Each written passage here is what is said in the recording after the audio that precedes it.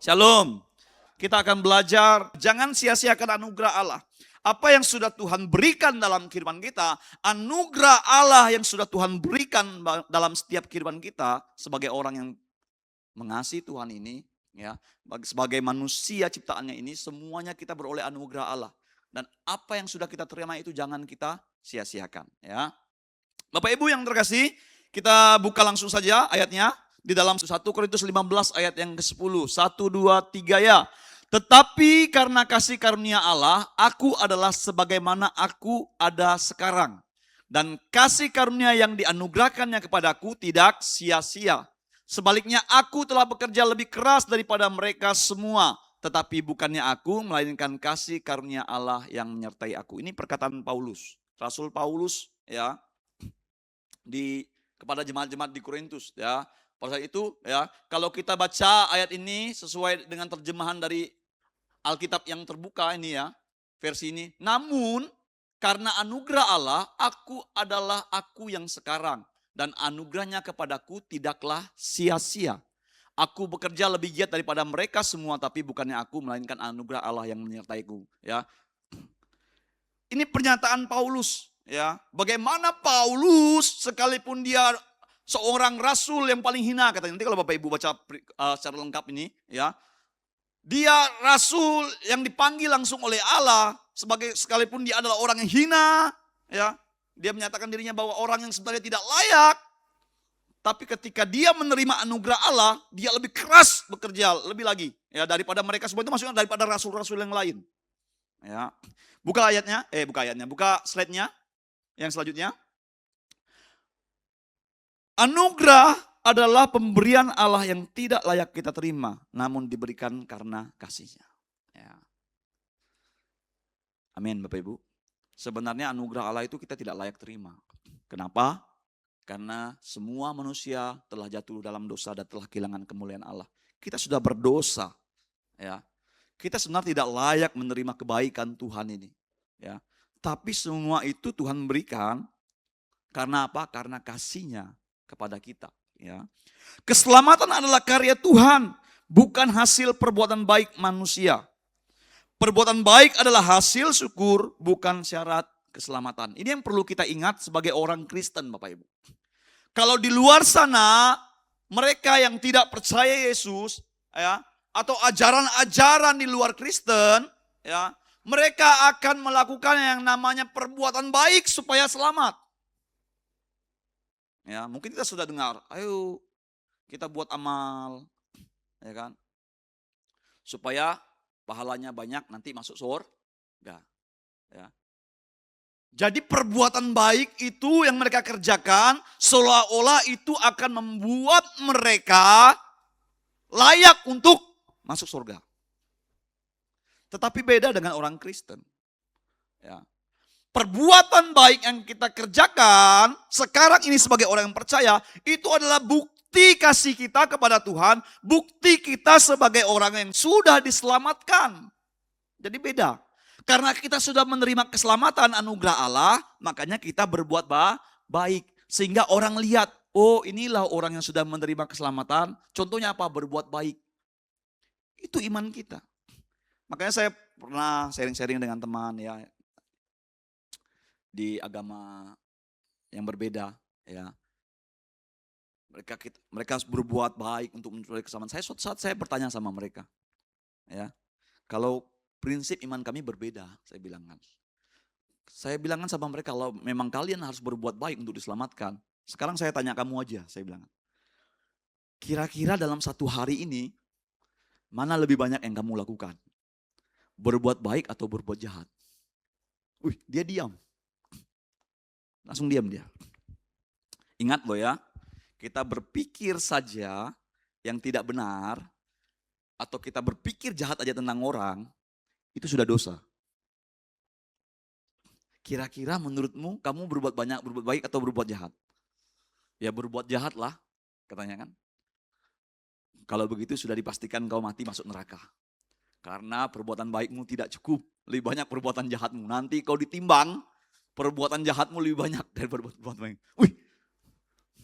Kalau kami beda. Setiap perbuatan baik kita itu hanya bukti kita sebagai orang yang sudah diselamatkan. Ya, bahkan firman Tuhan tuliskan katakan semua kesalahan kita sebenarnya itu seperti kain kotor di hadapan Tuhan. Ya. Itu hanya sebagai tindakan iman kita yang mengasihi Tuhan. Kita harus mengerti ini. Semuanya mutlak kita diselamatkan itu karena anugerah Allah. Makanya kita tidak boleh menyia-nyiakan anugerah Allah ini. Ya. Anugerah menyelamatkan kita dari murka Allah dan menjadikan kita ciptaan baru. Ya, ini sudah kita bahas ya di sebelum rooted in God grace itu. Ya, kita sudah bahas itu di rooted in identity, berakar di dalam identitas. Ya, kita masih ingat bagaimana berakar dalam identitas, ada 4 poin yang diajarkan pada kita. Ya, untuk kita berakar dalam identitas, ketika kita sebagai orang yang percaya kepada Tuhan, ada identitas yang Tuhan berikan dalam setiap kehidupan kita. Yang pertama adalah identitas apa? Kita orang benar. Ya, coba sapa dulu, saling kirinya. Ya, salam orang benar. Ya, nah, jangan-jangan sudah lupa. Ya, waduh. Ya, baru ingat lagi. Oh iya ya, orang benar. Ya, yang kedua adalah kita adalah anak Allah. Kita diangkat menjadi anaknya. Kita ini adalah anak-anak Allah. Yang ketiga, kita adalah manusia baru. Wah, ini dia ciptaan baru. Ya. Anugerah Allah itu menjadikan kita ciptaan baru. Dan yang keempat adalah orang kudus. Jangan lupa ya Bapak Ibu, saudara-saudari ya. 4 identitas kita itu jangan lupa. Supaya kita selalu ingat. Dalam setiap kita kehidupan sehari-hari, ketika kita mengerjakan apapun, kita ingat identitas kita. Ya. Supaya juga kalau seandainya kita jatuh di dalam dosa, ya, kita tidak terpuruk di dalam dosa itu, sehingga kita tidak mau bangkit.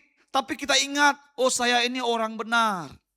Orang benar yang melakukan dosa. Saya harus mengambil langkah untuk mengakui dosa dan meninggalkannya. Ya, kita harus ingat. Ya, jadi kalau kita bertemu seperti yang sudah disampaikan kepada kita, kalau bertemu shalom orang benar, ya. Shalom orang kudus. Ya. Supaya kita mengingat identitas kita, penting. Ya. Menghargai anugerah Tuhan adalah respon iman atas kasih karunia keselamatan. Cuma-cuma melalui Yesus Kristus, bukan usaha manusia. Jadi respon iman atas kasih karunia. Cuma-cuma yang Tuhan berikan melalui Yesus Kristus. Ya. Jadi kasih karunia yang sudah Tuhan berikan itu cuma-cuma, gratis. Ya. Bukan karena usaha kita, bukan karena kesalehan kita, tapi semuanya karena Tuhan yang mengasihi kita. Lanjut slide-nya. Bapak Ibu yang terkasih di dalam Tuhan kita Yesus Kristus, melalui ayat 1 Korintus 15 ayat 10 ini, kita melihat di sini bagaimana sikap Paulus yang sangat bijak berkaitan dengan anugerah Allah. Ya. Anugerah ini tidak hanya berkaitan dengan keselamatan saja, justru anugerah itu juga bekerja setiap hari memampukan kita untuk hidup semakin dikuduskan dan mengalami proses penyucian sampai kedatangan Tuhan yang kedua kali. Amin. Anugerah Allah itu akan memampukan kita untuk hidup semakin dikuduskan dan mengalami proses penyucian sampai kedatangan Tuhan yang kedua kali. Ya, kita nggak perlu bahas panjang lebar karena kita sudah bahas ini di poin pengudusan. Bagaimana setiap hari kita hidup di dalam pengudusan. Jangan lupa itu ya. Kita memang orang kudus, tapi dalam menjalani hari-hari ini kita harus hidup dalam pengudusan yang daripada Allah. Supaya kita semakin disucikan, dimurnikan menjelang kedatangan Tuhan. Ya, yang kedua kali. Ya, lanjut. Kita tidak usah membayar apa-apa untuk menerima anugerah ini. Kita menerimanya dengan iman. Cukup dengan iman saja. Kita percaya kepada Yesus. Ya. Untuk beroleh anugerah Allah ini. Cukup dengan iman percaya, kita sungguh-sungguh percaya. Namun sayangnya, seringkali apa yang diterima dengan gratis tidak menerima penghargaan semestinya.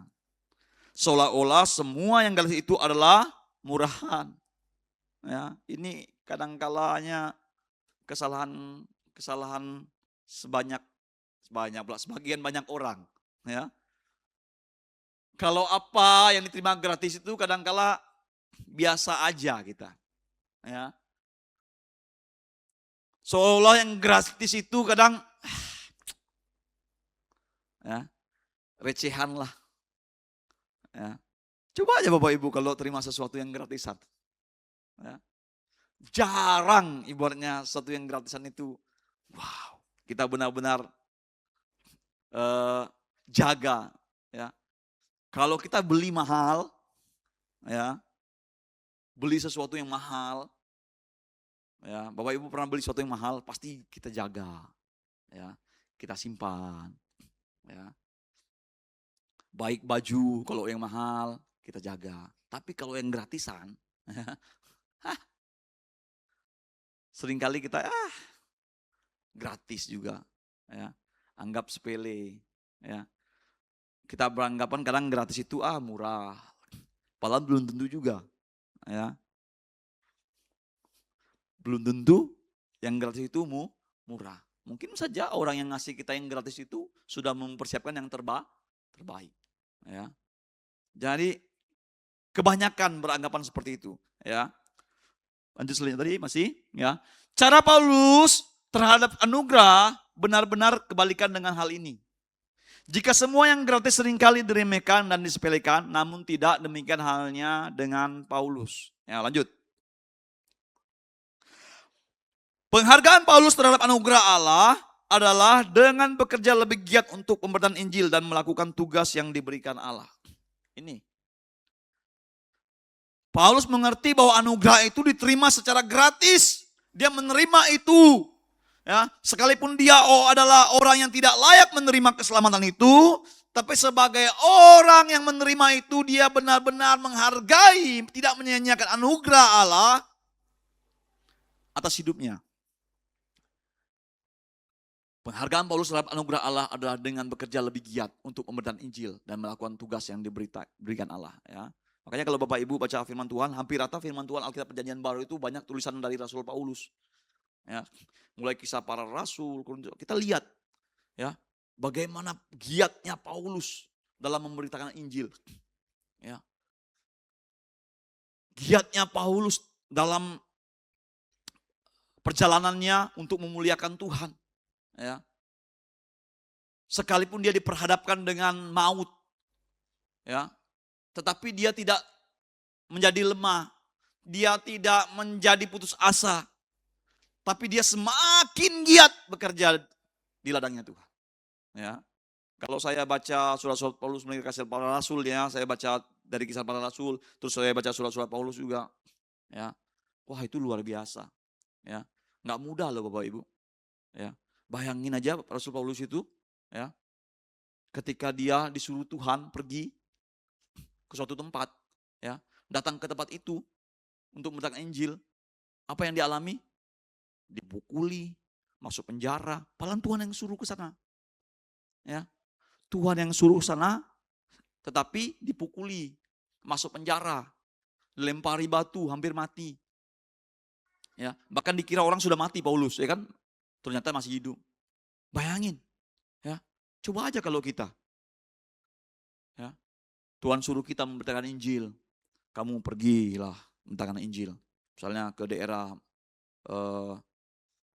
Boyan Tanjung misalnya, ya, lalu pergilah kita ke sana, datang ke sana kita dipukuli, dilempari batu sekarat, masuk rumah sakit, ya. Kira-kira kita bisa seperti Paulus yang tetap semangat, lalu Tuhan suruh lagi, lalu kita berangkat? Bisa jadi, Tuhan, yang benar aja Tuhan, nyuruh lagi pergi. Kemarin saya hampir meninggoy loh, ya, hampir meninggoy. Katanya ini suara Tuhan, yang benar aja. Ya, tapi tidak seperti itu dengan Paulus. Dia kenapa? Dia tahu anugerah Allah itu begitu besar. Ya, dia sudah terima itu adalah keselamatan yang besar. Tidak bisa dibandingkan dengan apapun, bahkan dengan nyawanya sekalipun. Ya. Dengan cara demikian ia tidak mau menyanyiakan anugerah.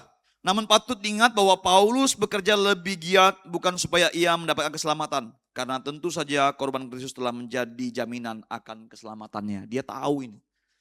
Ya. Dia mengerjakan itu bukan karena untuk lagi supaya dia diselamatkan, tidak. Tapi dia tahu dia selamatkan. Karena korban Kristus untuk keselamatan dia itu cukup. Jadi dia mengerjakan itu dengan benar-benar giat itu yang mutlak. Karena dia mau memuliakan Tuhan. Ya, mengasihi Allah. Ia bekerja keras karena ia sadar bahwa dengan demikian ia merespon dengan benar akan anugerah yang telah diberikan kepadanya. Respon Paulus terhadap anugerah Allah benar-benar sungguh dia lakukan. Ini ya suatu hal yang benar-benar yang luar biasa dari Alkitab. Kalau kita baca, ya kita renungkan perjalanannya, ya nggak usah lah kita kayak Paulus, ya kan? Kita kayak ibaratnya orang-orang yang dimuridkan Paulus saja. Mungkin kita juga susah. Ya, karena sebagian besar murid-murid pada saat itu yang diajar sama Rasul Paulus, ya ketika mereka sudah percaya, mereka juga mengalami tekanan, mereka juga mengalami penganiayaan. Ya, tidak mudah.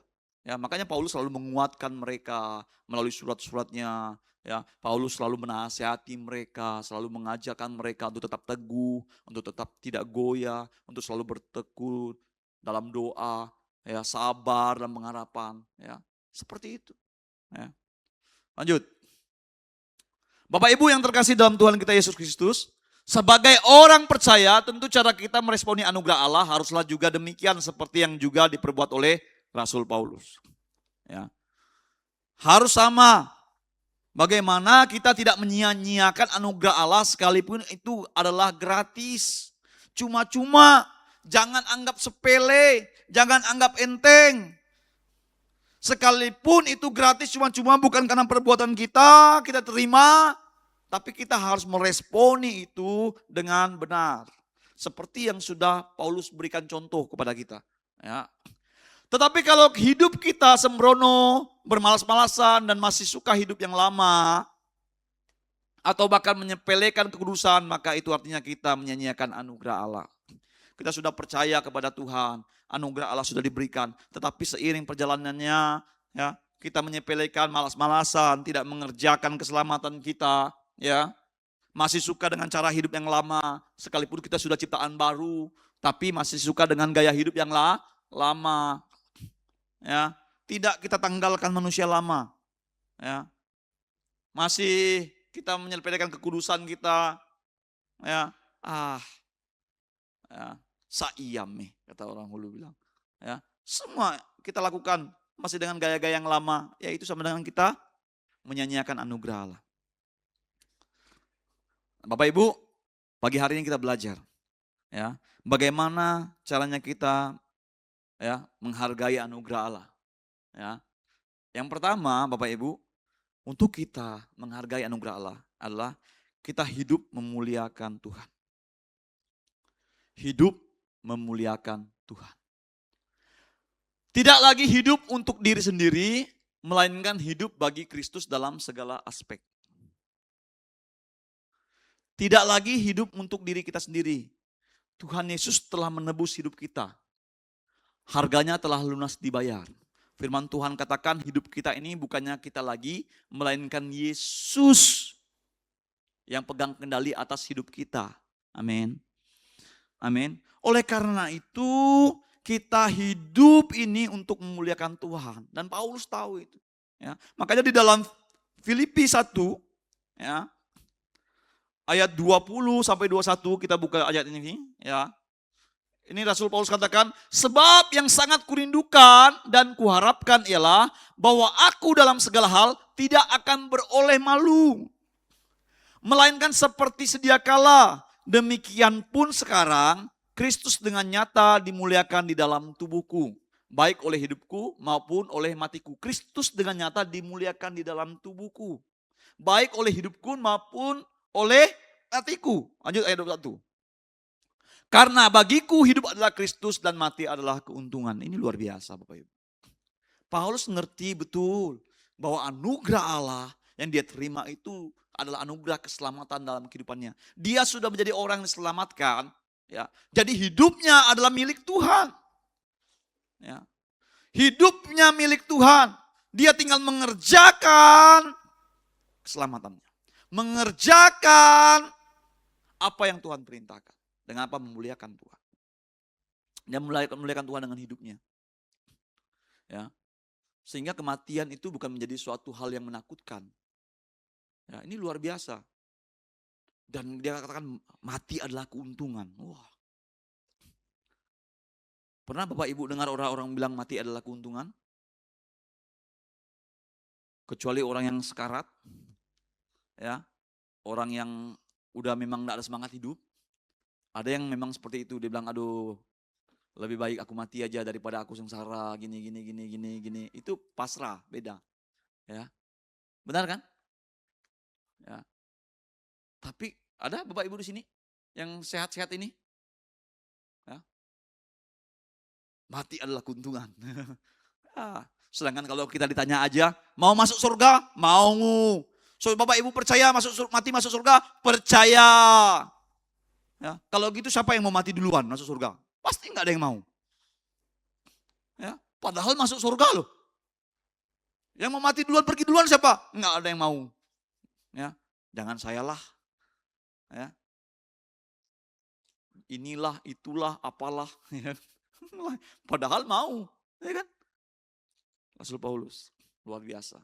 Ya, bahkan kalau kita Bapak Ibu, ya, di dalam perjalanannya, ya, ketika Paulus, ya, mau dipanggil, diutus Tuhan lagi untuk datang ke Yerusalem, ya, di mana Roh Kudus, ya, sudah mengasih tahu apa yang akan terjadi dengan Paulus. Ini yang akan terjadi. Bahkan ada beberapa nabi, ya, yang mengikat pinggangnya diambil, kepingin Paulus diikat ke tangannya, ya, dikatakan inilah yang akan terjadi kepada dia sana. Paulus berkata, ya, jangan lagi karena aku tahu hidup aku ini sudah milik Tuhan.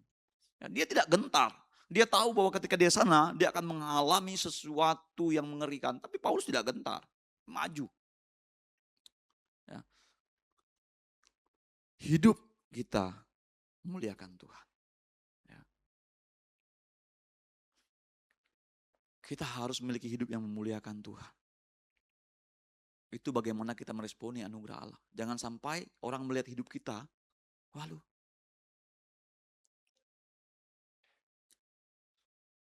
susah membedakan orang yang masuk gereja setiap minggu dengan orang yang jarang ke gereja. Karena hidupnya sama. Ya. Anak-anak sekolah, di sekolah, ya kan? Belajarnya nyonteknya masih, ya kan? Terus ngomongnya sembarangan. Bohongnya lebih jago lagi. Ya. Susah. Jadi hidup kita ini tidak memuliakan Tuhan. Yang ada orang-orang hanya katanya anak Yesus. Katanya anak raja di atas segala raja. Ya kan? Tapi nyontek. Tapi ini sama dalam dunia kerja juga. Hidup kita nggak memuliakan Tuhan. Ya. Hidup kita untuk memuliakan Tuhan. Ingat Bapak Ibu, hidup kita ini adalah suratan yang terbuka, suratan Kristus yang terbuka. Orang bisa membaca semuanya hidup kita ini. Ya. Kesaksian itu bisa saja kita kesaksian secara verbal, non verbal itu tidak bahas. Ya. Kita nggak perlu kadang-kala kita harus berbicara seperti ini. Cukup dengan menunjukkan bahwa hidup kita benar, ya, hidup yang memuliakan Tuhan, orang akan diberkati. Ya. Kita harus mau, ya, jangan sia-siakan anugerah Allah. Ingat, anugerah itu, keselamatan itu sudah kita terima. Hidup kita ini bukan milik kita lagi, tapi untuk memuliakan Tuhan. Kita harus ingat itu. Supaya dalam setiap hari-hari kita, benar-benar kita mau memuliakan Tuhan. Ya. Menjadi contoh, role model, kata orang bilang. Sehingga hidup kita ini benar-benar menjadi berkat. Bagi orang-orang sekeliling kita, bagi keluarga kita, di rumah tangga kita, di tempat kerja kita, di sekolahan, dimanapun, hidup kita memuliakan Tuhan. Sehingga ketika orang melihat hidup kita, perkataan yang keluar ketika orang menilai kita itu benar-benar perkataan positif yang memuliakan Tuhan. Ya. Ada beberapa jemaat kita di tempat ini, ya. Ketika saya di luar sana mendengar bagaimana orang berbicara tentang dia. Dan puji Tuhan, berbicaranya benar-benar orang yang memuliakan Tuhan. Hidupnya itu menjadi berkat. Oh, saya salut loh nengok nih. Gini-gini dia seperti ini, saya dengar. Ya. Wih, luar biasa.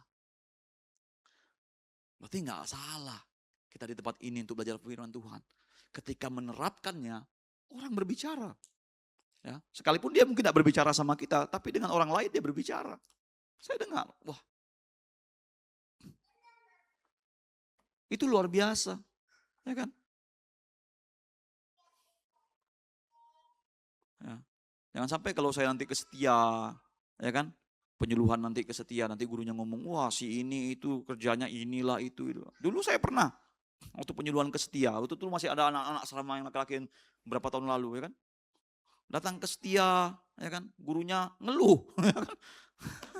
Ngeluh, ya, ngeluh apa anak asrama, karena dia tahu itu anak asrama gereja Betel Indonesia sama Putus Sibau. Wow. Si ini tuh, waduh, suka inilah, apalah segala macam. Waduh, saya bilang sama Pak Aki, ya, karena Pak Aki juga guru setia. Wah, kacau kayak gini, saya bilang kan, ya, anak asrama nih. Ya, bukannya menjadi berkat, ya kan? Bukannya memuliakan Tuhan, malah menjadi batu sandungan. Jadi omongan. Nah, seperti itu. Ya. Itulah tidak menghargai anugerah Allah. Padahal kita sudah terima keselamatan. Mentang-mentang gratis disia-siakan. Kita berpikir bahwa hidup kita ini masih maunya kita, milik kita. Ini kan hidup saya. Suka-suka saya lah. Kenapa kalian mau atur? Emang siapa kalian? Siapa lu? Ya. Aku, kamu. Wow. Bagiku agamaku. Ya. Kalau kata-kata itu udah lain ya. Kalau seringkali kita dengar ya. Kita sering seperti itu. Ya. Ngapain? Ya. Kita lupa bahwa kita sudah ditebus hidup kita ini. Hidup kita ini milik Tuhan. Lupa. Sehingga kita pergunakan untuk kemauan kita yang semena-mena. Sehingga tidak memuliakan Tuhan. Sedangkan kita berbuat bagus aja, berbuat baik aja masih jadi omongan. Sok suci lah. Ya kan? Benar enggak? Ya. Wah, sok alim lah. Sikit-sikit berdoa, sok-sokan lah. Bayangin, kita lakukan yang baik aja menjadi omongan. Apalagi kita enggak lakukan yang baik. Apalagi kita melakukan yang tidak benar. Kita memiliki hidup yang tidak memuliakan Tuhan. Ya. Sedih Bapak Ibu. Ya. Tapi biarlah hidup kita memuliakan Tuhan. Yang kedua, ya, melakukan kehendak Allah. Fokus pada kehendak Tuhan, bukan keinginan duniawi, karena dunia sedang lenyap. Fokus, ya, pada kehendak Tuhan, pada perintah Allah. Karena dunia ini sedang akan lenyap, akan berlalu sebentar lagi. Ya. Kita harus fokus mengerjakan apa yang menjadi perintah Allah. Ya. Di minggu lalu sudah kita belajar. Ya. Perintah yang utama adalah apa? Kasihlah Tuhan Allahmu dengan segenap hatimu, dengan segenap jiwamu, dan dengan segenap akal budimu. Ya. Dan satu lagi yang sama dengan itu adalah kasihilah sesama manusia. Ya. Lakukan. Itu kehendak Allah. Itu kehendak Tuhan. Untuk kita perbuat. Ya. Kalau kita mengerjakannya, kalau kita melakukannya, itulah bukti kita menghargai anugerah Allah, keselamatan yang sudah kita terima. Itulah bukti kasih kita kepada Allah, melakukan perintahnya. Dan minggu lalu sudah kita buka ayatnya, kita baca bahwa perintah-perintahnya itu tidak berat. Sehingga ketika kita mau melakukan kehendak Allah, ya, kita tidak merasa berat. Kalau Bapak Ibu mau melakukan kehendak Allah, tapi masih merasa berat, coba cek lagi kembali hati kita. Jangan-jangan kita tidak mengasihi Tuhan. Ya. Berat. Ya. Susah. Ya. Gimana mau mengasihi dia? Dia itu, aduh, minta ampun lah. Ya. Sudah jahat benar. Gimana saya mau melakukan kehendak Tuhan? Ya. Saya aja masih seperti ini. Gimana saya mau memberi? Hidup saya aja susah. Ya kan? Sama persis nih kayak saya beberapa tahun lalu. Tuhan, ya, Tuhan bilang sama saya, perhatikan orang lemah. Saya bilang sama Tuhan. Ya, benar, Bapak saya berdoa dalam kamar Tuhan. Saya bilang. Karena saya berdoa, Tuhan bilang perhatikan orang lemah. Saya berdoa, Tuhan bilang perhatikan orang lemah. Berkali-kali saya berdoa, Tuhan cuma bilang perhatikan orang lemah. Lain yang saya doakan, lain yang Tuhan bilang. Sampai saya bilang, udahlah, capek berdoa. Jawabannya selalu itu terus sama Tuhan. Ya, sampai saya bilang sama Tuhan, Tuhan, di gereja GBI itu loh Tuhan, yang kaya dari saya itu banyak. Yang punya uang daripada saya itu banyak. Kenapa Tuhan suruh saya? Saya ini lagi susah. Ya. Kondisi seperti ini, udah banyak pengeluaran. Waktu itu saya sakit, aduh banyak lah pengeluaran. Ya, sampai ada beberapa perhiasan saya harus gadaikan. Ya, saya harus jual juga. Ya. Lalu Tuhan suruh perhatikan orang lemah lagi. Aduh Tuhan, saya bilang, ini salah kali ini. Tapi saya berdoa, itu terus jawabannya. Saya baring, saya dengar, buka YouTube, saya dengar khotbah Bapak Niko. Khotbahnya tentang janda di Sarfat. Dan dia juga melakukannya. Sejak saat itu saya berkata sama Tuhan, Tuhan, oke,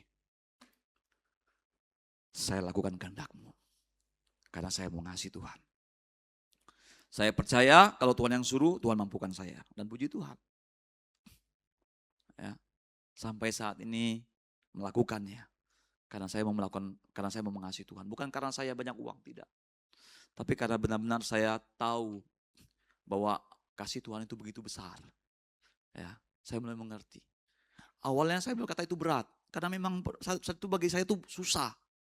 Ya, gimana saya mau melakukannya, situasi saya seperti ini Tuhan. Saya sampai menangis sama Tuhan. Saya sampai ngomong seperti itu sama Tuhan. Tuhan, di gereja itu banyak loh. Yang lebih banyak uangnya, lebih kaya, lebih sukses. Ya, kok Tuhan suruh saya? Ya, tak bolak-balik nih. Benar. Tapi kalau sudah kehendak Tuhan, ya udah, awalnya memang berat. Tapi ketika kita lakukan, itulah dia firman Tuhan. Memang firman Tuhan itu tidak ada yang salah Bapak Ibu. Firman Tuhan itu benar.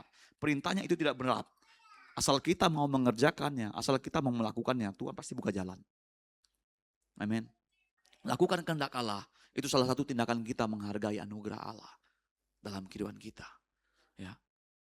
Kalau kita sudah menerima anugerah Allah, tapi kita tidak mau melakukan kehendak-Nya, itu sama dengan kita tidak menghargai, kita tidak mengasihi Tuhan. Ya. Coba buka dulu ayatnya. Ya.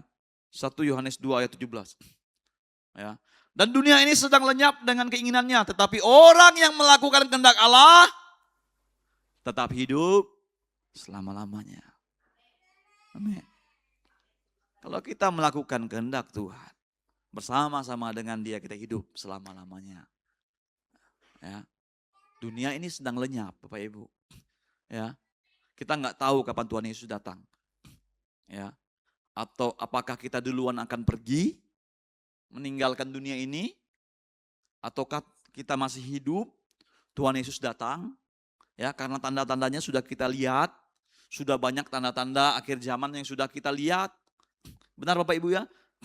Kalau Bapak Ibu baca firman Tuhan, kalau kita kembali tarik ke zaman sekarang ini, sudah banyak bangsa bangkit melawan bangsa, kerajaan melawan kerajaan, orang terjadi perperangan, gempa bumi di mana-mana, terjadi kelaparan, penyakit sampar, terjadi penyakit di seluruh dunia. Kemarin COVID itu seluruh dunia Bapak Ibu. Ya. Menjelang era baru ini banyak udah kejadian-kejadian, dan firman Tuhan katakan kedatangan anak manusia itu ya seperti kedatangan pada saat seperti kejadian pada saat air bah. Apa itu? Orang masih sibuk pesta sukacita, sukaria, masih kawin mengawinkan. Ya, nggak sadar tiba-tiba Tuhan datang. Ya. Kita sudah lihat tanda-tandanya, ya kita sudah melihat itu semua. Ya, artinya kita harus berjaga-jaga. Jangan kita terlena. Kerjakan terus keselamatan kita, melakukan kehendak Tuhan. Melakukan kehendak Tuhan. Apa yang diperintah Allah kita kerjakan. Karena orang yang melakukan kehendak Allah akan hidup selama-lamanya. Dunia ini akan lenyap. Ya, kita sudah lihat kasih semakin dingin. Itu kan Tuhan katakan, ya, dan akhirnya kasih akan semakin dingin. Ya, orang tua akan berselisih dengan anaknya, anak-anaknya akan memberontak terhadap orang tua, ya. Bahkan sekarang ini orang tua bunuh anak, anak bunuh orang tua. Ya, terjadi pokoknya yang enggak masuk akal udah boleh terjadi semua. Ya kan? Apa yang firman Tuhan sudah tuliskan itu sudah kita lihat, udah banyak kita lihat. Ya. Kalau kita menganggap sepele anugerah Allah, kita masih hidup biasa-biasa saja. Kita tidak menghargai anugerah Allah, kita masih terlena, nantilah, gampanglah. Bapak Ibu, ya, nanti kalau Tuhan datang, ya, kita yang rugi sendiri. Ya. Yang ketiga Bapak Ibu, ya, menjaga kekudusan, ya, menjauhkan diri dari dosa dan hidup jujur sebagai bukti cinta kepada Tuhan. Ya, menjauhkan diri dari dosa dan hidup jujur sebagai bukti cinta kepada Tuhan. Ibrani 12 ayat 14.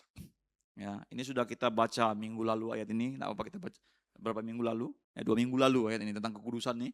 Ya, berusahalah hidup damai dengan semua orang dan kejarlah kekudusan. Sebab tanpa kekudusan tidak seorang pun akan melihat Allah. Ya. Hidup dalam kekudusan. Ya, pengudusan setiap hari. Ingat status kita orang kudus. Ya. Kita orang kudus. Dan hiduplah di dalam pengudusan Tuhan setiap hari kita hidup. Di dalam kekudusan Allah. Ya. Jauhi yang jahat. Ya.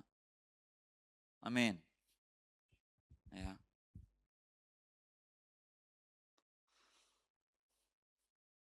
Jangan sampai ya kita tidak memelihara ini. Ya. Jangan sampai kita menganggap sepele ini. Ya. Jangan sampai kita menganggap biasa aja. Ya, pengudusan ini tidak serta-merta, dosa ini tidak hanya serta-merta tentang bagaimana kita berbuat jahat, ya, kita berbuat hal yang membunuh, mencuri, berzina, ya, dan segala macam, tidak hanya serta-merta itu aja. Ya. Tapi dalam menjalani keseharian kita, ya, dalam hidup lingkungan kita, ya, dalam hidup budaya kita, bagaimana kita sebagai orang yang sudah percaya Yesus, kita juga harus terus menjaga kekudusan.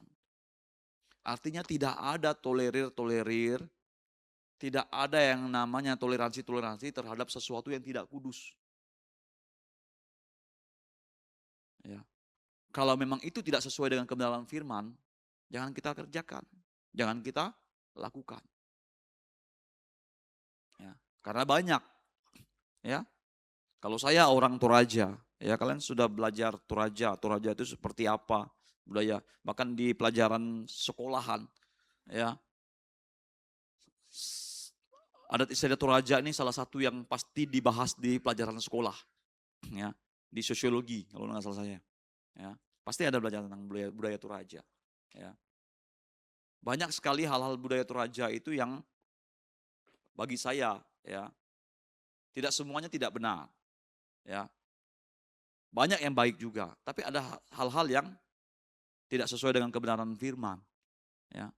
Jadi ketika saya berkumpul dengan orang-orang Toraja, ya, ketika saya berada di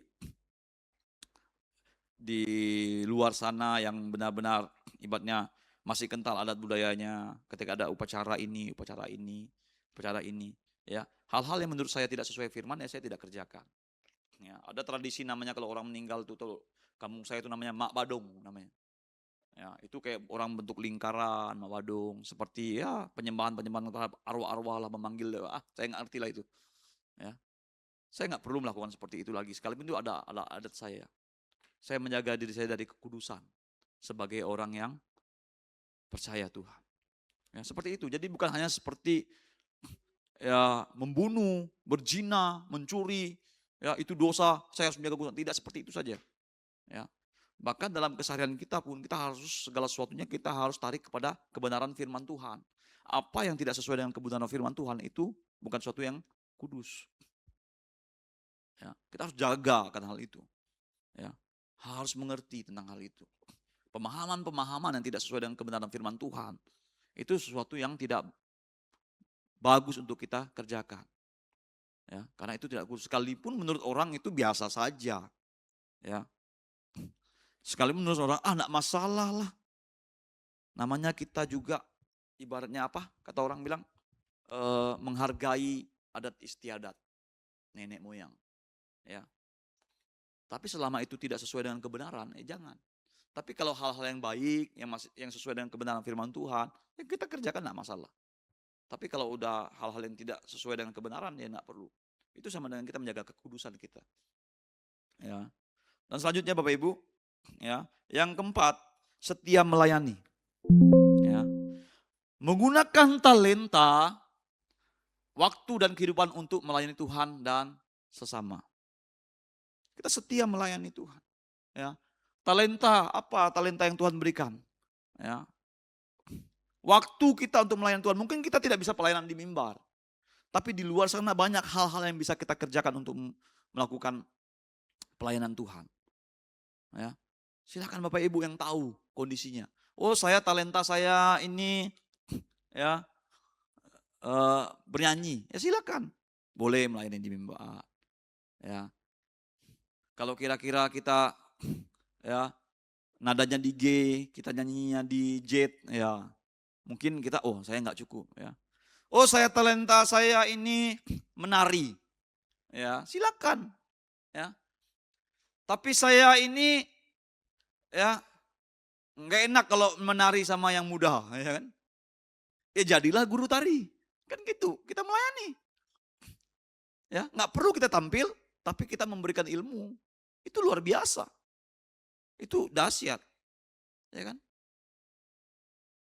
Ya, jangan belum apa-apa, bukan karunia saya. Karunia saya itu cuman bagian asyar saja. Menyalam aja. Nggak apa-apa juga, nggak ada yang salah dengan hal itu. Ya. Dan pelayanan Tuhan itu bukan hanya seperti yang kita lihat, ya melayani di gereja, tidak. Di luar sana banyak seperti saya katakan. Ya, memperhatikan orang lemah itu salah satu bentuk kita melayani Tuhan. Ya, itu melayani Tuhan, memperhatikan orang lemah, ya menolong orang. Banyak hal yang kita kerjakan. Kita bekerja saja dengan baik di kantor, itu melayani itu Tuhan. Ya, kita bekerja dengan jujur, itu melayani Tuhan. Ya. Bentuk-bentuk pelayanan itu banyak. Jadi jangan hanya sebagai bentuk ya pelayanan seperti yang di gereja ini, harus main musik lah, harus ini, enggak juga. Ya, kalau kita ada talenta di sini silakan. Ya. Lakukan untuk melayani Tuhan. Saya juga dulu ya, sekalipun saya sekarang memang belum pandai juga masalah nyanyi ya. Tapi saya ya manggut-manggut aja. Ya kan? Saya sebenarnya enggak ada talenta musik dalam diri saya. Ya, karena di garis keturunan keluarga saya itu enggak ada yang main musik. Ya kan? Enggak ada. Ya, bapak saya, mama saya semuanya enggak ada. Kalau main suling iya, main suling bisa. Ya, karena memang kalau di Toraja itu anak-anak yang membalakan kerbau itu rata-rata pandai main suling. Suling bambu itu. Ya. Bisa, tapi kalau yang lain enggak bisa. Nyanyi pun aduh hai. Saya juga enggak bisa semuanya. Ya. Tapi saya hanya mau belajar, ya. Mulai saya belajar. Saya belajar musik itu kelas 3 SMP. Ya. Kelas 3 SMP itu termasuk terlambat bagi saya. Ya. Saya baru belajar main gitar. Ya, saya baru belajar. Dan ya pokoknya semua saya kerjakan lah. Apa yang bisa belajar. Yang penting ada niat, tekun. Benar-benar saya mengasah. Bukan sebenarnya ibaratnya, kalau kan ada orang yang dalam musik itu ada yang otodidak. Ada yang benar-benar memang talenta musiknya itu ada yang dari kecil ya. Kayak Hosea anak Pak Gembala itu ya memang dia talenta musiknya tinggi sekali. Ketika dia dari kecil saja dia udah main gitar tuh udah pandai loh. Dia dreng-dreng itu nadanya pas, walaupun tekanannya cuma satu tali aja. Masuk dia nyanyi. Kita nyanyi itu. Ya dia main drum dari umur berapa tahun udah bisa. Itu talenta ya. Dia bisa sendiri. Kalau saya ini memang benar-benar paksa belajar. Ya. kalau untuk aja melayani Tuhan. Ya, saya nggak tahu Bapak Ibu, tapi ayo melayani Tuhan. Apapun yang Tuhan percayakan, ya jangan sia-siakan. Ya, anugerah Allah yang kita sudah terima itu untuk kita melayani Tuhan. Jangan kita sudah terima mentang-mentang gratis, ya udahlah, nggak perlu saya balas ini apa segala macam, enggak. Ya, layani Tuhan. Apa yang bisa Bapak Ibu lakukan untuk melayani Tuhan? Kerjakan. Ya, kalau di gereja ini laksanakan. Mumpung ada waktu kita bersama-sama untuk melayani Tuhan, kita laksanakan. Ya. Ya. Di dalam Roma 12 ayat 11. Ya. Janganlah hendaknya keraja dan mengendor, biarlah rohmu menyala-nyala dan layanilah Tuhan. Ya. Roh yang menyala-nyala untuk melayani Tuhan, semangat, wah semangat melayani Tuhan. Ya. Kalau sudah kendor, ya coba cek lagi dalam diri kita. Ya, motivasi hidup kita ini sebenarnya untuk anugerah Tuhan, untuk Tuhan atau untuk apa? Ya. Coba buka ayat yang satu lagi, 1 Korintus 15.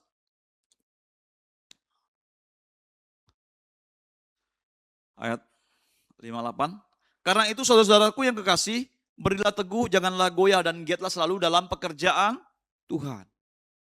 Ya, giat dalam pekerjaan Tuhan. Sebab kamu tahu bahwa dalam persekutuan dengan Tuhan jerih payahmu tidak sia-sia.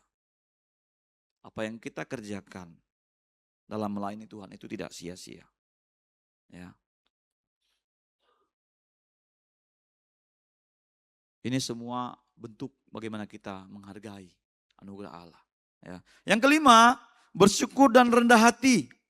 Menyadari bahwa semua yang kita miliki adalah titipannya sehingga terhindar dari kesombongan. Ya. Mazmur 24 ayat 1. Ini Mazmur Daud berkata, Mazmur Daud, Tuhanlah yang mempunyai bumi serta segala isinya dan dunia serta yang diam di dalamnya. Ya.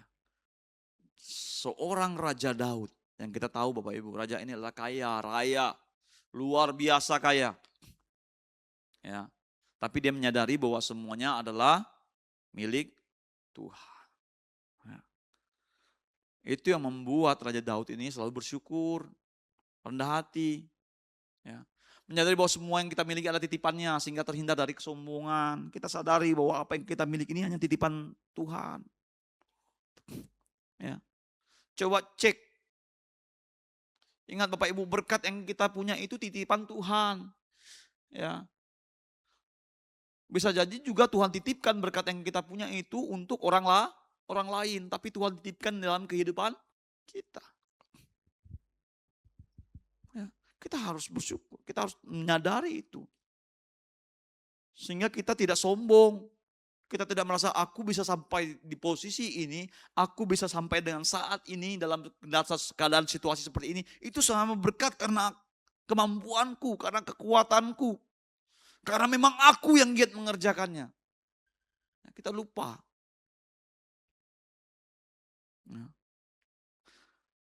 Bahwa semuanya itu adalah milik Tuhan.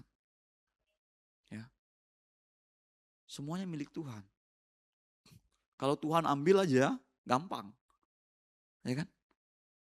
Gampang. Ya. Makanya orang yang selalu bersyukur dan rendah hati, ya, dia akan dengan Tuhan itu dia nggak banyak hitung-hitungan. Ya kan? Coba tengok Raja Daud. Ketika Raja Daud, ketika mereka ingin, nanti Bapak Ibu boleh baca ya. Di kitab tentang Raja Daud ini, ya, waktu mereka mau mendirikan bait Allah, ya kan?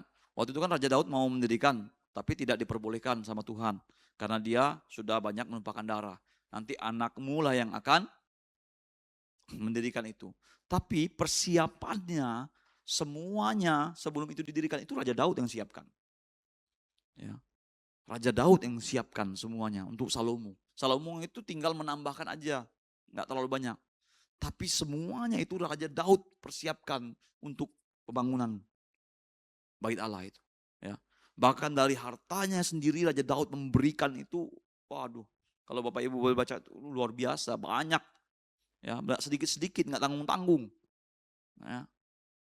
Bukan karena dia punya banyak, tidak. Tapi karena dia tahu, dia menyadari bahwa semua yang dia miliki itu adalah punya Tuhan. Ya. Kita harus menyadari Ya, sehingga kita tidak sombong. Kita harus bersyukur. Terima kasih apa yang Tuhan berikan. Terima kasih Tuhan. Ya, sering-sering kita melihat ke bawah. Jangan selalu banyak melihat ke atas. Supaya kita tidak setengah mati pontang-panting terus untuk cari uang, terus takut kita jatuh miskin. Ya, padahal di bawah kita sana masih banyak orang yang lebih susah daripada kita. Ya, kita harus bersyukur. Ya, ini mohon maaf ya Bapak Ibu ya. Saya tidak bermaksud untuk menyindir masalah pekerjaan, tidak. Ya, tapi waktu saya masih bujang, ya kan, masih bujangan lah. Kami ada beberapa teman satu kamar ya. Gaji kan udah waktu itu masih bujangan. Waktu itu gaji kami masih 5 jutaan lah ya. 5 jutaan waktu itu. Ya. Saya 5-6 jutaan lah waktu ya. Kita sharing-sharing dengan teman nih. Ya kan? Karena pada saya lihat mereka itu, ya kan, susah benar hidupnya. Padahal masih bujang semua nih. Ya. Pinjam dulu lah uangmu. Pinjamlah, inilah, itulah. Saya bilang, kemana duit kalian tuh? Ya itu dia. Tidak bersyukur dengan berkat Tuhan. Akhirnya apa? Ya, kita ambil perbandingan lah. Ya kan? Coba, aku bilang kan, kalian lihat orang yang kerja susah-susah itu di jalan itu. Ya kan? Yang ngaspal jalan itu. Seharian, pemanas-manas hari. Ya kan? Kita nggak tahu berapa gajinya. Tapi kalau saya bilang kan, kalau dihitung-hitung, mungkin gaji yang diterima bulanan, ya, kuli seperti itu, dengan gaji kita, lebih besar loh gaji kita nih. Ya. Tapi mereka loh, coba lihat, untuk istrinya bisa hidup, anaknya bisa sekolah, mampu mereka beli motor, ya kan, mampu mereka hidup. Kita nih, saya bilang kan, tunggal kita di Putus Ibau nih, ya kan? Sendiri. Saya bilang sama mereka, ngirim orang tua pun enggak mungkin kalian bilang kan, ya kan? Susah hidupnya. Yang inilah itulah, ya baru gajian, ya kan? Pertengahan bulan udah mulai sekarat, ya kan? Langsung kayak ikan yang kehabisan oksigen. Ya kan? Makanya saya bilang kan, kita kurang bersyukur. Nggak banyak lihat ke bawah, selalunya ke atas. Hidupnya tuh mau selalu yang lihat di atas terus. Apa yang orang punya lihat seperti ini, kita harus punya seperti itu. Padahal ya kita, apa yang kita miliki sekarang, kemampuan kita seperti ini, ya jalanilah ini. Syukurilah itu. Nikmatilah berkat syukur itu. Ya, nggak perlu kita harus, saya bilang harus ini, ya, harus itu. Ya, makanya saya, nggak mengerti juga ya. Tapi ya seperti itulah keadaannya. Ya, jadi jangan lihat Bapak Ibu, ya, banyak yang memaksakan. Saya lihat, terlalu memaksa. Makanya lihatlah ke bawah. Banyak orang masih susah. Bahkan pendapatannya masih jauh di bawah kita, aku bilang kan. Tapi mereka masih fine-fine aja hidup. Bahkan mereka udah berkeluarga, punya anak 2. Ya. Maka saya bilang kan tidak bersyukur kita. Ya. Makanya berlomba-lomba untuk mau lebih wah. Padahal nanti kalau udah nemu ya punya banyak pun tetap masih haus. Kenapa? Selalu nengok yang motivasinya hanya uang aja, selalu nengok yang lebih-lebih terus. Ya, tidak pernah bersyukur. Ya, kalau saya hanya bersyukur ya Tuhan, apa yang Tuhan memberikan sama saya ya saya nikmati. Saya bersyukur, ya saya masih bisa Tuhan berkati saya, ya bersyukur. Apa yang Tuhan berikan sebagai saya ya saya cukupkan. Saya berusaha mencukupkan dengan apa yang Tuhan berikan. Dan di luar itu juga saya masih mau memberi, menyisikan. Ya saya belajar. Ya, kalau kira-kira saya belum mampu, saya nggak mau paksakan. Untuk apa? Masalah orang lain berkata apa itu urusan mereka. Masa polisi gini, saya biarkan aja. Saya nggak mau ambil pusing kalau omongan orang. Ya, apa yang saya punya itu dari Tuhan, ya udah cukup bagi saya. Karena apa yang saya punya itu pun punya Tuhan. Udah, itu yang membuat saya itu bisa mau berbagi. Ya, saya memberi atur ini. Ya, kalau kira-kira berkekurangan Tuhan pasti cukupkan. Saya hanya bersyukur aja. Ya, nggak perlu saya harus mati-matian ini itu sehingga membuat waktu saya tidak ada untuk Tuhan. Enggak. Ya. Anugerah Tuhan, keselamatan itu bagi saya sudah cukup. Ya. Bagi saya sudah cukup. Ya. Karena dunia ini sebentar lagi lewat. Ya. Saya nggak tahu kita berapa lama. Yang pasti 70 tahun, kata Tuhan. 80 tahun kasih karunia, selebihnya penderitaan. Tapi mengucap syukur rendah hati. Supaya kita bisa menghargai. Ingat, punya kita tuh punya Tuhan. Ya, Bapak Ibu ya. Apa yang kita miliki itu punya Tuhan. Kalau Tuhan ngambil, Tuhan ambil. Seperti Ayub. Gampang aja Tuhan ambil semuanya. Ya kan? Tuhan izinkan itu terjadi. Ya, gampang aja. Ya, dibiarkan. Tapi karena Ayub mengerti hal itu, makanya Ayub berkata, ya, aku datang dengan telanjang, aku pergi dengan Tuhan dengan telanjang. Terpujilah nama Tuhan. Karena Ayub tahu semua yang apa dimiliki itu punya Tuhan. Bahkan ketika mengalami seperti itu ya, Ayub berkata apa? Katanya, apakah kita hanya mau menerima yang baik daripada Tuhan? Sedangkan yang seperti ini tidak. Karena istrinya berkata, kamu ngapain lagi? Kutuki sudah Allahmu itu. Ayub bilang sama istrinya, kau seperti orang gila. Apakah engkau hanya mau menerima yang baik saja daripada Tuhan? Itu luar biasa. Ya, saya waktu awal corona itu saya baca kitab Ayub 42 pasal itu satu hari. Saya baca, saya renungkan itu. Saya bilang sama Tuhan, kalau seperti ini untuk saya alami, saya belum mampu Tuhan. Nggak sanggup. Bergetar saya waktu itu. Ya, Tuhan saya benar, karena saya berdoa waktu itu, ya Tuhan bilang baca kitab Ayub. Saya baca hari itu kitab Ayub. Di pos saya masih ingat di pos, saya baca dari pasal pertama sampai pasal 42 saya baca satu hari itu. Setelah saya baca semua, saya renungkan, saya diberkati, tapi saya bilang saya belum mampu Tuhan. Kalau yang seperti ini. Ya. Tuhan bilang kan, kalau Ayub saja bisa, masa kita tidak bisa? Ya. Karena dia mengerti kebaikan Tuhan itu, semua apa yang memiliki itu punya Tuhan. Itulah Bapak Ibu ya, kalau kita belajar tentang kebenaran firman Tuhan, ya akan memberkati kita, akan membuat kita semakin mengerti. Ya. Dari situ bilang, oh iya Tuhan. Ya, itu kan berimbas dari Tuhan yang saya doakan awal tadi itu, memperhatikan orang lemah. Saya nggak punya apa-apa.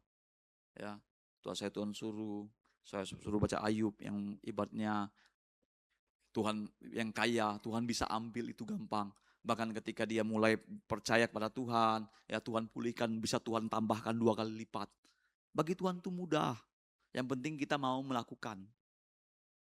Ya, jadi memberkati, memberi, ya, mengambil itu Tuhan gampang. Yang penting kita bersyukur rendah hati supaya tidak sombong. Ingat, semua yang kita miliki adalah milik Tuhan. Yang terakhir adalah tekun berdoa. Mengakui keterbatasan kita dan bersandar penuh pada kekuatan Tuhan. Ya, mengandalkan Tuhan. Ya, mengandalkan Dia, hanya Tuhan. Ya, kita harus tekun berdoa setiap hari. Ya, 1 Tesalonika 5 ayat 17 berkata, tetaplah berdoa. Amin. Ya, ayat itu mungkin ayat yang terpendek di Alkitab. Ya, karena ayatnya cuma tetaplah berdoa. Artinya apa? Dalam situasi apapun tetap berdoa. Ya, mengandalkan Tuhan, bahwa hanya Tuhanlah sumber kekuatan kita. Ya, Filipi 4 ayat 13, ya Rasul Paulus menuliskan di sana melalui ilham Roh Kudus, apa kata? Segala perkara dapat kutanggung di dalam Dia yang memberikan kekuatan kepadaku. Kalau kita berdoa, kita percaya bahwa hanya Tuhan yang sanggup, bahwa hidup kita ini semua Tuhan yang berikan. Tuhan yang memberikan kita kekuatan. Ya. Itulah poin-poin kita pagi hari ini. Bagaimana kita tidak menyia-nyiakan anugerah Allah. Ya. Kita hidup memuliakan Tuhan, melakukan kehendak Allah, menjaga kekudusan, setia melayani, bersyukur dan rendah hati, dan tetap berdoa. Bangun hubungan kita dengan Tuhan. Ya, setiap hari. Karena tanpa Tuhan kita tidak bisa berbuat apa-apa. Kita selalu sadari itu. Ya, kita sudah beroleh keselamatan. Ya, sudah sepatutnya kita harus selalu menjalin hubungan. Ya. Kalau kita sudah diberi sesuatu dengan orang, apalagi sesuatu itu adalah sesuatu yang berharga. Sekalipun itu gratis Bapak Ibu. Pasti kita menjalin hubungan yang baik dengan orang itu. Benar ya? Benar ya Bapak Ibu ya? Ya kan? Sekalipun dia kasih kita gratis, tapi kalau dia kasih kita sesuatu yang berharga, pasti kita menjalin hubungan. Masa Tuhan kasih kita sesuatu hal yang sangat berharga. Keselamatan, anugerahnya dia berikan bagi kita. Masa untuk membangun hubungan, menjalin dengan hubungan dengan Tuhan kita nggak mau. Ya. keliwitin, kelewatan kalau orang bilang. Ya. Nggak tahu diuntung, ya kan? Nggak tahu diuntung. Ya. Kadang-kadang kita ini nggak tahu diuntung. Ya. Wajar aja Bapak Ibu kalau agama seberang itu kadang banyak iri dengan orang Kristen. Ya. Kenapa mereka banyak iri dengan orang Kristen? Karena orang Kristen ini sering ngomong kita ini anak raja. Ada lagunya, aku anak raja, engkau anak raja. Ya kan? Tapi pagi-pagi mereka sudah teriak-teriak. Benar nggak? Anak raja ngapain? Subuh-subuh mereka sudah teriak-teriak. Bahkan mungkin kalau Bapak Ibu yang bertetangga, Bapak Ibu dengar suaranya. Benar nggak? Ya kan? Anak raja ngapain Bapak Ibu? Tidur. Pak Alek bilang, Pak Alek loh yang bilangnya, bukan saya. Anak raja tidur. Nanti siang mereka juga teriak-teriak, anak raja ngapain? Tidur. Sore lagi mereka teriak-teriak, anak raja ngapain? Tidur. Menjelang malam mereka lagi teriak-teriak, anak raja ngapain? Tidur. Ya. Bahkan ketika masuk sebelum jam 7, mereka lagi masih 5 kali mereka. Anak raja ngapain? Tidur. Tidur anak raja nih, nggak berbuat apa-apa. Ya, makanya seringkali kalau mereka mencibir kita, apaan anak raja? Ya kan? Kalau saya pikir-pikir, benar juga ya kan? Kita nih kadang kelewatan ya. Anak raja yang kelewatan. Saking nggak pernah membangun hubungan dengan bapaknya. Ya, padahal sudah panggil bapak loh kita. Ya. Ya kan? Hanya orang Kristen yang manggil Tuhannya bapak. Ya kan? Agama lain masih ada yang manggil om. Ya kan? Bahkan yang agama yang tangga kita yang paling dekat ini Tuhannya jauh. Manggilnya harus pakai pengeras suara. Ya. Orang Kristen manggilnya bapak. Ngakunya anak raja. Tapi ya itu.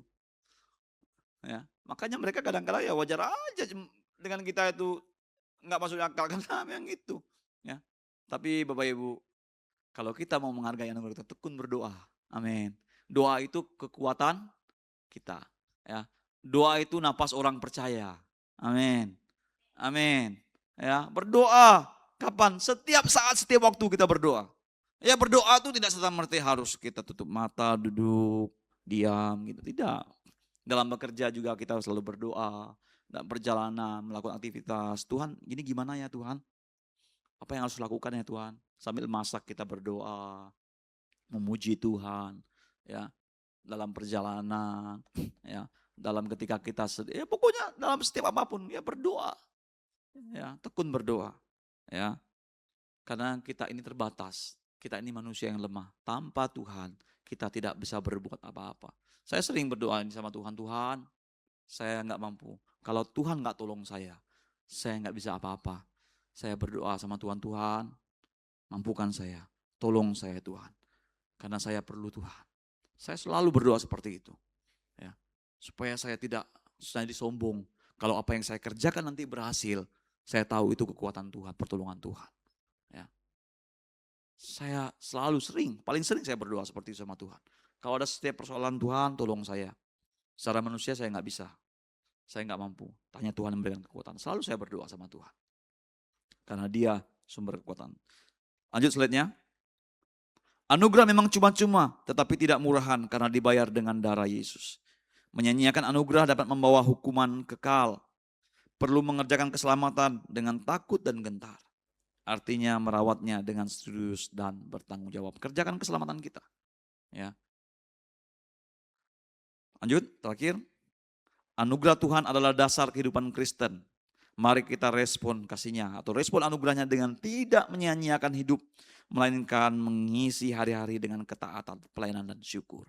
Bapak Ibu yang terkasih dalam Tuhan kita Yesus Kristus. Jangan sia-siakan anugerah Tuhan yang sudah kita terima daripada Bapa. Jangan sia-siakan itu. Jangan kita anggap sepele. Jangan kita anggap enteng.